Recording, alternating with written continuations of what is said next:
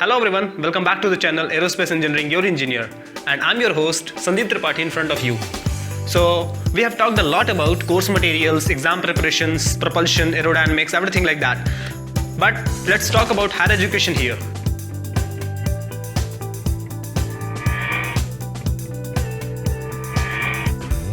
Okay, fine, I got it. It's Corona going on, so how can you go to the foreign land for education? But career cannot be ignored. So you have the time for planning and preparation, but you must have all the information needed to go to a country for foreign education. Now, there will be a video series about each and every country, and I will be taking a tour of each and every country from living expenses to fees and everything about it, the eligibility criteria and the visas and everything. So we will talk about everything related to one country, about all the universities and everything.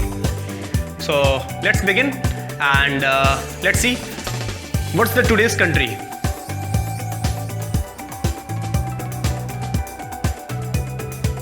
Okay, it's United States of America.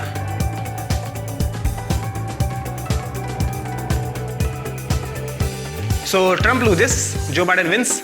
And what will be the situation of foreign education in United States of America? And if you will get the job in USA, then what will be the situation of citizenship there?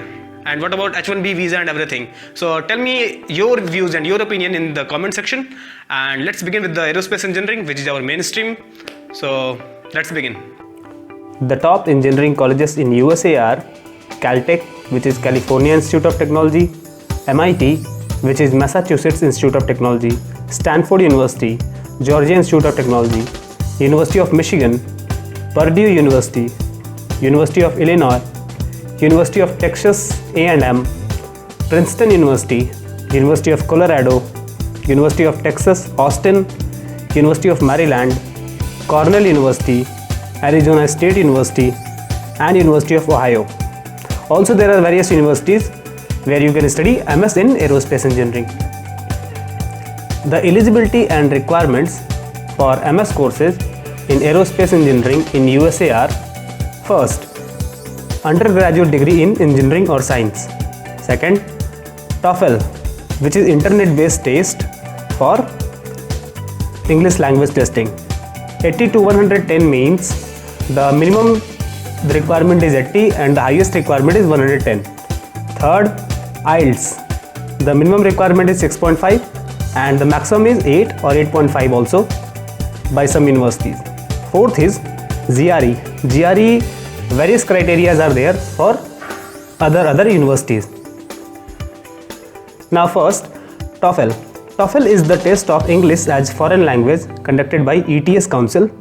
It tests your listening skills, writing skills, reading skills, and speaking skills. In listening skills, some content is given to you and you will report after listening that.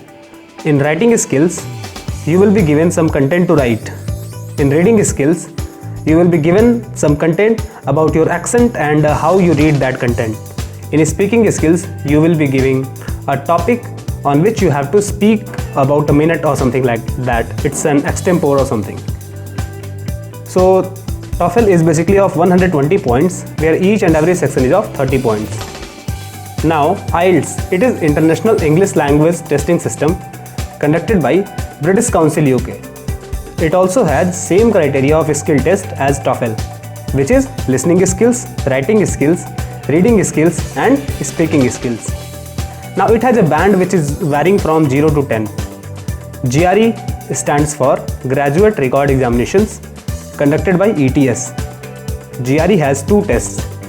One is GRE General Test and another is GRE Subject Test. In GRE General Test, the syllabus is Analytical Writing Assessment, which is essays, quantitative reasoning and analytical reasoning. In analytical reasoning, verbal reasoning is included. GRE Subject Test is conducted in 7 subjects: biology, chemistry, mathematics, English literature, psychology as well as biochemistry. So you can choose your subject as per your branch. Now for aerospace engineering, it is mathematics and physics. Now let's talk about fees structure. For 2 years master's course, average fees varies from $15,000 US dollars to $56,000 US dollars for full course. In Indian rupees, it will be from rupees 11 lakhs to 40 lakhs. This does not include application fees, visa and flight tickets. Also, there are various scholarships available as per university and state of residence. So suppose you are living in Ohio, or you are living in New York, or you are living in Chicago or Washington. So it depends on the state of residence what kind of scholarships are there. Also it depends on the university. The necessary documents are academic transcripts. So academic transcripts is a mark sheet which shows all the details such as CGPA, SGPA, credit points, which is used to check equivalency of your bachelor's course in India from US bachelor's course and how they are interrelated. And this academic transcript is given by university. Then proof of scores. So you have to get the soft copy as well as hard copy if available for all the test scores as GRE, TOEFL, IELTS. Letter of recommendations. Get at least 3 and at most 5 LORs. You can get this from head of department, respective professors, your employer if you are working, or your training agency if you have done some projects in some training center of national importance like DRDO labs, ISRO labs or any other labs. So the next thing is statement of purpose, which is also called SOP. SOP is a well written document which states your purpose of joining the university. You can either write it yourself or hire someone to write it for you. Here you can relate your academic and professional experiences with the vision of university you are applying for to write a better SOP. Copy of passport. You can get your passport made from Passport Seva Kendra in Government of India office. Apply at least 1 year before as it takes time. Statement of financial resources. You can get it from banks. If you are financing your education yourself, show a fixed deposit of amount equal to at least expenses of first year. If you are taking loan, you can show its document. The other expenses are housing expenses, books and supplies, meal and grocery, and miscellaneous. Housing expenses vary from 5,000 to 7,000 USD per year. There are two options. First, you can rent an apartment. Second, you have to live in dormitories.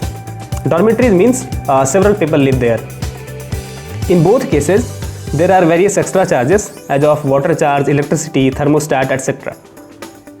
Books and supplies expenses are 500 to 1000 USD every year. This includes books, stationery, Xerox, internet and other paperwork. Take your books from India itself to get this cost reduced. Books in India is in paperback, while every book in US is almost hardcover, so it is cheaper to purchase books in India. Meal expenses. It is 2500 to 3000 US dollar every year. You can reduce this cost by reducing your dine out.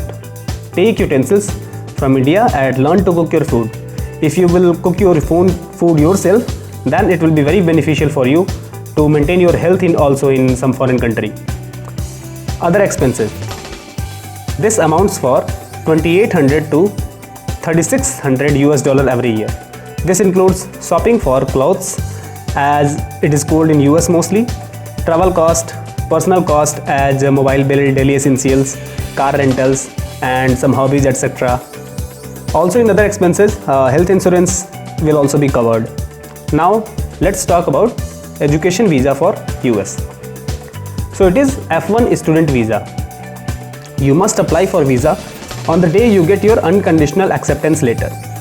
Since US visa takes time as it is completed by a formal interview, prepare for interview beforehand so that it is easier to get the US visa.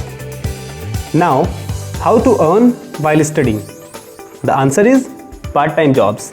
You can get average $18 to $20 per hour after first year.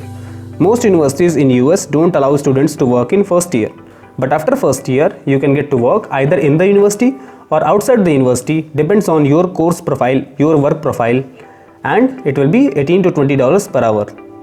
So you can cover your living cost and housing expenses or meal expenses by getting the part-time job. So now you have got all the information about how to study in USA, how to live in USA, what are the cultures of USA, and let's begin our studying there in USA. Thank you very much, and subscribe to Your Engineer. Like this video, share this video, comment on this video, and let me know your opinions, and also what kind of content do you want, so that I can make more and more videos on this channel about the content that you like. So thank you very much, and subscribe to this channel.